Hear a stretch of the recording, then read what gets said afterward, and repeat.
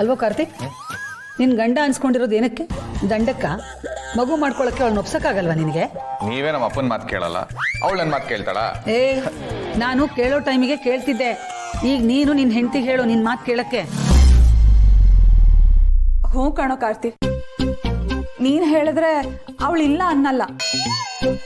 ಅವಳು ನನ್ನ ಮಾತು ಎಲ್ಲಿ ಕೇಳ್ತಾಳೆ ಚಿಕ್ಕಿ? ನೀವೆಲ್ಲ ಇಷ್ಟೊಂದು ಹೇಳಿದ್ರು ನಿಮ್ಮ ಮಾತು ಕೇಳಿಲ್ಲ, ಇನ್ನು ನಾನು ಹೇಳಿದ್ರೆ ನನ್ನ ಮಾತು ಕೇಳ್ತಾಳ? ಈ ವಿಷಯಕ್ಕೂ ನನಗೂ ಸಂಬಂಧ ಇಲ್ಲ, ನೀವು ಏನಾದರೂ ಮಾಡ್ಕೊಳ್ಳಿ. ನೋಡೆ ಉರ್ಮಿ, ಇವನ್ ವರ್ಷೇನಾ? ಅಲ್ಲ, ಇವನಿಗೆ ಮಗು ಮಾಡ್ಕೋಬೇಕು ಅಂತ ಆಸೆ ಇದೆ.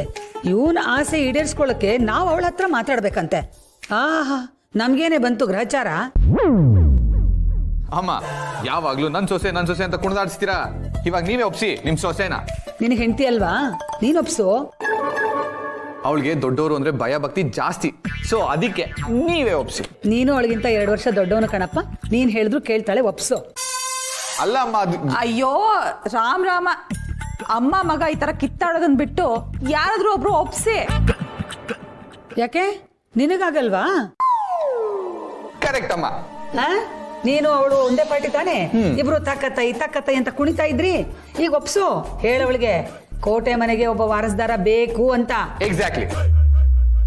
ಅವಳನ್ನು ಒಪ್ಸೋ ಜವಾಬ್ದಾರಿ ನಿಂದು ಅಷ್ಟೇ. ಅಯ್ಯೋ, ನನ್ಗಾಗಲ್ಲಪ್ಪ. ಅವಳು ಕೇಳೋ ಪ್ರಶ್ನೆಗಳಿಗೆ ನನ್ನ ಹತ್ರ ಉತ್ತರ ಇಲ್ಲ. ಅದಕ್ಕೆ ನೀನು ಮತ್ತೆ ಕಾರ್ತಿ ಸೇರೆ ಒಪ್ಸಿ. ನೋಡ್ದೇನೋ ಕಾರ್ತಿಕ್, ಸತ್ಯನ ತಲೆ ಮೇಲೆ ಹೊತ್ಕೊಂಡ್ ಮೆರೆಸ್ತಾ ಇದ್ಲು. ಈಗ ನನ್ಗೇನು ಸಂಬಂಧ ಇಲ್ಲಪ್ಪ ಅಂತ ಕಳ್ಚ್ಕೋತಾ ಇದ್ದಾಳೆ. ಕರೆಕ್ಟ್ ಅಮ್ಮ. ಈ ಕೆಲ್ಸಕ್ಕೆ ನೀವಿಬ್ರೆ ಸರಿ, ನೀವಿಬ್ರು ಸೇರ್ಕೊಂಡು ಸತ್ಯನ್ಗೆ ಅರ್ಥ ಮಾಡಿಸಿ. ಆಗಲ್ವೋ? ಆಗಲ್ಲ ಅಂದ್ರೆ ಆಗಲ್ಲ. ನೀನೇನ್ ಮಾಡ್ಕೋತೀಯೋ ಮಾಡ್ಕೋ, ನಾವಿಬ್ರು ನಿನ್ ತಂಟೆಗೆ ಬರಲ್ಲ. 9 ತಿಂಗಳಾದ್ಮೇಲೆ ನಮ್ ಕೈಗೊಂದ್ ಮಗು ಬಂದ್ರೆ ಅಷ್ಟೇ ಸಾಕು. ಇಬ್ರು ಕರೆಕ್ಟ್ ಆಗಿದ್ದೀರಾ. ಎಷ್ಟು ಬೇಗ ಪ್ಲೇ ಚೇಂಜ್ ಮಾಡಿದ್ರಿ ನೋಡಿ. ಇದೊಳ್ಳೆ ಬೆಕ್ಕಿಗೆ ಗಂಟೆ ಕಟ್ಟೋರು ಯಾರು ಅಂದಾಗ ಆಯ್ತಲ್ಲ. ಅಮ್ಮ ಚಿಕ್ಕಿ, ನಾವೇ ಜಗಳ ಆಡ್ತಾ ಇದ್ರೆ ಇದಕ್ಕೆ ಸೊಲ್ಯೂಷನ್ ಸಿಗಲ್ಲ. ಒಂದ್ ಕೆಲಸ ಮಾಡೋಣ, ಎಲ್ರೂ ಒಟ್ಟಿಗೆ ಸತ್ಯನ್ ಹೇಗೆ ಒಪ್ಸೋದು ಅಂತ ಪ್ಲಾನ್ ಮಾಡೋಣ.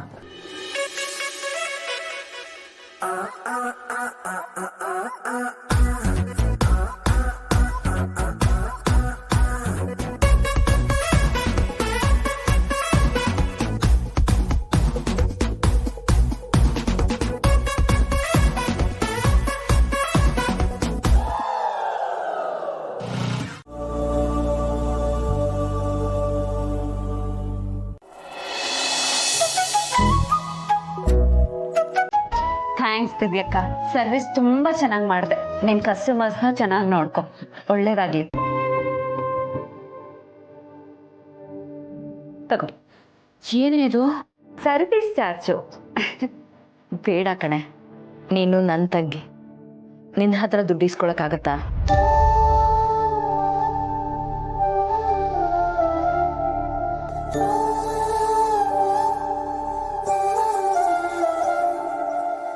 ನಿನ್ ತಂಗಿ ಅಂತ ಕೊಡ್ತಿಲ್ಲ ಕಣೆ, ನಿಮ್ ಪಾರ್ಲರಿಗೆ ಬಂದಿರೋ ಮೊದಲನೇ ಕಸ್ಟಮರ್ ಅಂತ ಕೊಡ್ತಾ ಇದ್ದೀನಿ. ತಗೋ. ದಿವ್ಯಾ, ಇದು ನಿನ್ನ ಮೊದಲನೇ ಬೋಣೆ, ಬೇಡ ಅನ್ಬಾರ್ದು. ತಗೊಳ್ಳೆ. ನಾನು ಇದನ್ನ ದುಡ್ಗೋಸ್ಕರ ಮಾಡಲಿಲ್ಲ, ಆದ್ರೆ ನಿನ್ ಪ್ರೀತಿಗೆ ಅವಮಾನ ಮಾಡಲ್ಲ. ಥ್ಯಾಂಕ್ ಯು ಅಕ್ಕ. All the best. ಹುಷಾರು. ಸರಿ, ಬರ್ತೀನಿ. ಹಾ.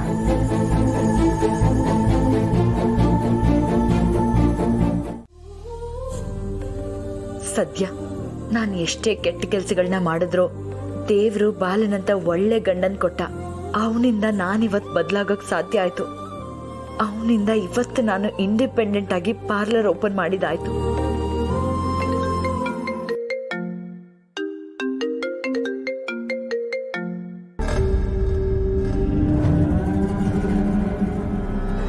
ಹಲೋ. ಕಂಗ್ರಾಟ್ಸ್ ದಿವ್ಯಾ, ನಿನ್ನ ಹೊಸ ಪಾರ್ಲರ್ಗೆ. ಅಂತೂ ಇಂತೂ ಜೀವನದಲ್ಲಿ ಏನೋ ಒಂದು ಮಾಡ್ತಿದ್ಯಾ ಅಂತ ಆಯ್ತು. ಥ್ಯಾಂಕ್ಸ್. ಥ್ಯಾಂಕ್ಸ್ ಎಲ್ಲ ಬೇಡ, ಮೀಟ್ ಮಾಡಿ ಪಾರ್ಟಿ ಕೊಡಿಸು. ಹೇಗಿದ್ರು ನಾವು ಮೀಟ್ ಮಾಡಿ ತುಂಬ ದಿನ ಆಯ್ತಲ್ವಾ? ಸಿಗೋದಕ್ಕೆ ಕಷ್ಟ, ನಾನು ಬ್ಯುಸಿ ಇದ್ದೀನಿ. ದಿವ್ಯಾ, ಕೆಲಸ ಅಂದಮೇಲೆ ಬ್ಯುಸಿ ಎಲ್ಲ ಇದ್ದಿದ್ದೆ. ಸಿಗು, ನಿನ್ನ ಹತ್ರ ಮಾತಾಡೋದು ತುಂಬ ಇದೆ. ಏನು ಮಾತು? ಇನ್ನೇನು ಮಾತಿರುತ್ತೆ? ನಿನ್ನ ತಂಗಿ ಬಗ್ಗೆನೆ. ನಿನ್ನ ತಂಗಿನ ನನ್ನ ತಮ್ಮ ಕಾರ್ತಿಕ್ನ ದೂರ ಮಾಡಬೇಕು. ಅದಕ್ಕೆ ನನಗೆ ನಿನ್ನ ಸಹಾಯ ಬೇಕು. ಮತ್ತೆ ಶುರು ಹಚ್ಕೊಂಡ್ಯಾ? ನಾನು ಬದಲಾಗ್ತೀನಿ ಅಂತಿದ್ರು ನಿಮ್ಮಂಥವ್ರು ನನ್ನನ್ನು ಬದಲಾಗಕ್ಕೆ ಬಿಡ್ತಿಲ್ಲ. What you mean? ನೀನು ಇಲ್ಲ, ಮೊಸಳೆನೂ ಇಲ್ಲ. ನೋಡು, ನನ್ನ ಪಾಡಿಗೆ ನನ್ನನ್ನು ಬಿಟ್ಟುಬಿಡು. ನನಗೆ 1000 ಕೆಲಸ ಇದೆ. ನಿನ್ನ ಮತ್ತೆ ಸತ್ಯನ ವಿಷಯದಲ್ಲಿ ನನಗೆ ಯಾವ ಇಂಟ್ರೆಸ್ಟೂ ಇಲ್ಲ. ನನ್ನನ್ನು ಈ ವಿಷಯಕ್ಕೆ ಕಾಂಟ್ಯಾಕ್ಟ್ ಮಾಡಬೇಡ.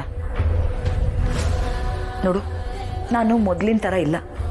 ಇಂಡಿಪೆಂಡೆಂಟ್ ಆಗಿ ಬದುಕ್ತಿದ್ದೀನಿ. ನಾನು ದುಡಿತಿದ್ದೀನಿ. ಬೇಕು ಅಂದರೆ ನನ್ನ ಗಂಡ ನನಗೆ ದುಡ್ಡು ಕೊಡ್ತಾನೆ. ನಿನ್ನ ಹತ್ರ ಕೈ ಚಾಚೋ ಅವಶ್ಯಕತೆ ನನಗಿಲ್ಲ. ದಯವಿಟ್ಟು ನನ್ನ ಪಾಡಿಗೆ ನನ್ನನ್ನು ಬಿಟ್ಬಿಡು. ಇನ್ಯಾವತ್ತೂ ಫೋನ್ ಮಾಡಬೇಡ. ಓ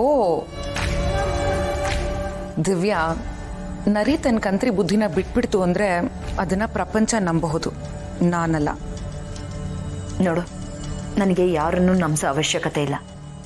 ಇನ್ನೊಂದ್ಸಲ ಇದೇ ವಿಷಯಕ್ಕೆ ನೀನು ನನಗೆ ಕಾಲ್ ಮಾಡಿದ್ರೆ ನಿಮ್ಮನೆಗೆ ಬಂದು ಎಲ್ಲರೂ ಮುಂದೆ ಉಗಿಬೇಕಾಗತ್ತೆ.